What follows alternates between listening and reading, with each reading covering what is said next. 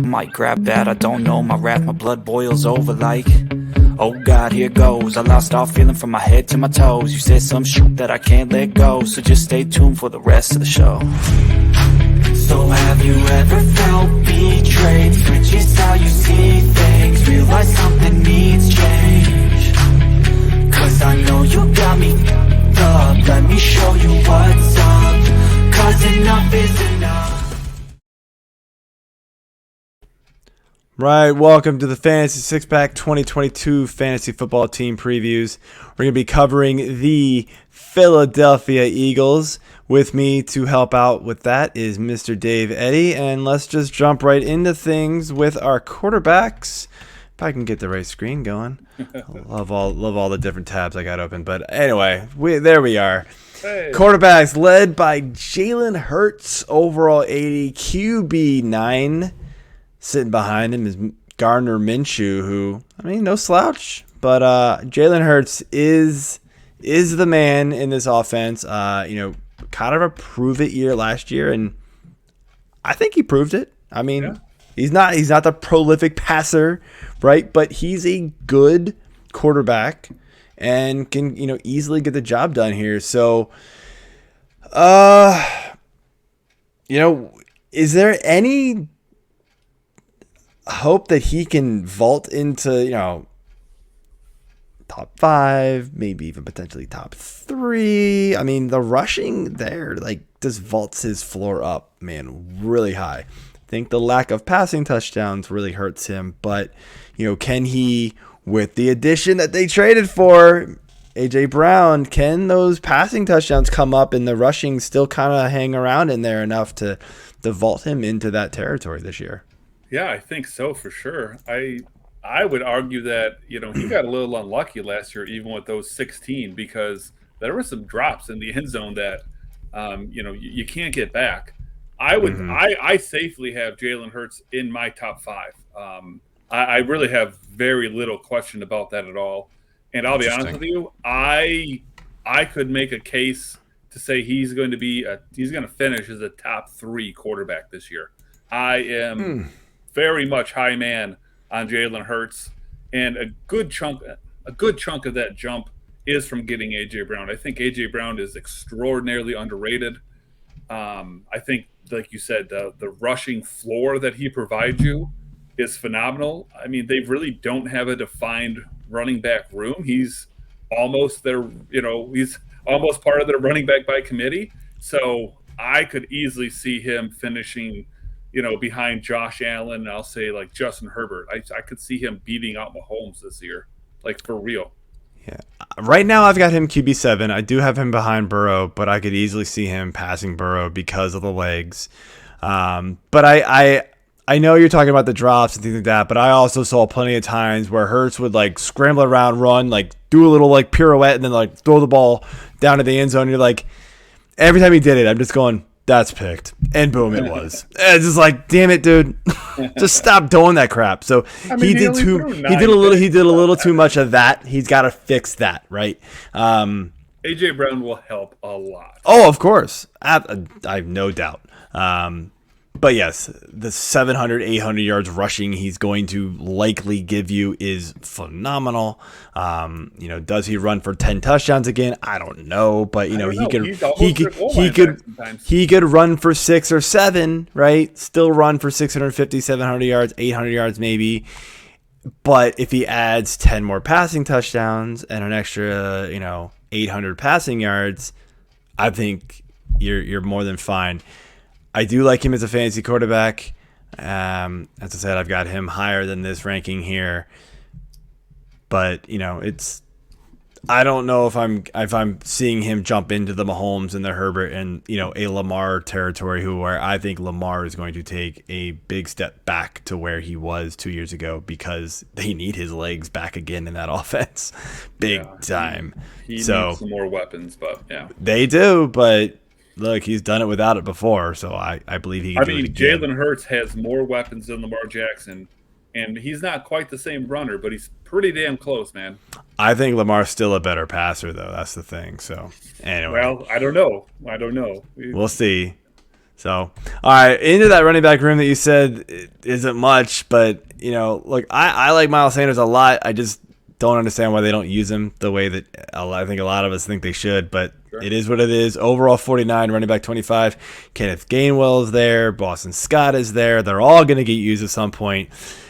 You're going to think you're safe with Miles Sanders after 1 week, and then it's going to be a Boston Scott week. Dude, it's like the Bill Belichick in the NFC. It's just like maddening what's happening over there. There's no idea. Is this a backfield that you are trusting to draft any of these guys in redraft, knowing that it's going to be like a roulette wheel every week to see who hits? I mean, for me, it's Miles Sanders or nobody, because I feel like he's definitely the safest. There's a little bit of bad luck last year that he didn't score a touchdown. There's also a little bit of Jalen Hurts and Boston Scott kind of get the carries at the goal line, because his yardage is pretty similar, 818, 867, and 754. But then the touchdowns go from 3 to 6 to 0. Yeah. Let me remind you, by the way, Jordan Howard's still a free agent. They could bring this guy in again and just ruin everything, because that's just what they seem to like to do. He's better than Jason Huntley. But, I mean, I think that, like I said earlier, I think Jalen Hurts hurts all of their value, because he is absolutely a threat to run when they get inside the 5-yard line. Oh, yeah. No doubt. No doubt. And so you can't rely on Miles Sanders getting any touchdowns. You need him to get some yards and some catches, and he can do that, but not at a level where it's obviously anywhere near RB1 territory. RB2 is probably asking maybe a smidge much, but he's right on the borderline of that. I could probably live with him as a flex if I had to. Yeah, it's tough for me to really know. I think the talent is there with Sanders. I just don't know if the offense is designed enough for him. It's just the way it is. I mean, I've even got him behind guys like A.J. Dillon. I mean, that's how bad it's gotten with him. So it's tough, man. But let's move over here to the receivers. A.J. Brown, obviously the new shiny toy that we all love. Overall 30, wide receiver 11. DeVonta Smith, who had a really good rookie season, 91 and 34. Jalen Reagor. No, we're done. A.J. Brown, this is what we want to talk about. He wasn't in a super high passing offense in Tennessee, right? But it was very efficient. Tannehill was always known for, he could pass the ball 25 times. He might complete 21 of them, right? But 250, 300 yards and like 2 touchdowns. Like, it was a good, efficient passing offense to where guys like A.J. Brown, right, and got theirs and were good. Now he goes to the Eagles where, as I mentioned, Jalen Hurts isn't a good passer. Like, there's just no doubt about it. He's just not a very good, efficient passer. He can sling the ball, but, can he support A.J. Brown at wide receiver 11? I think it's more A.J. Brown supporting Jalen Hurts, because, I mean, A.J. Brown is right at the top of the league as far as, getting open.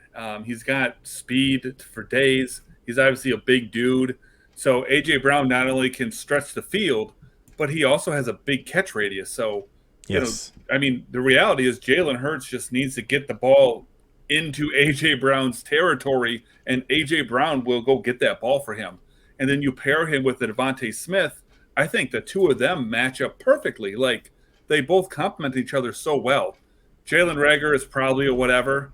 I think that Quez Watkins was interesting, but I think A.J. Brown and his ability to stretch the field is probably going to take Quez Watkins very much out of things, and I think you're going to see more Zach Pascal than you're going to see Quez Watkins, because A.J. Brown, unfortunately, kind of takes some of that role that he was playing in that offense. But I don't really think anybody's worried about those back end guys right now. Well, it's really A.J. Brown and DeVonta Smith. Those are the two guys that are going to get drafted in your drafts, and I would take both of them at their ADP without any hesitation. Yeah, I really like this offense. It's tough for me to trust a Philly receiver, but I did just read something interesting. Apparently, Derek Brown from Fantasy Pros a week ago just wrote, if you're concerned about A.J. Brown's move to Philly, don't be. Brown is one of the most talented receivers, as you allude to.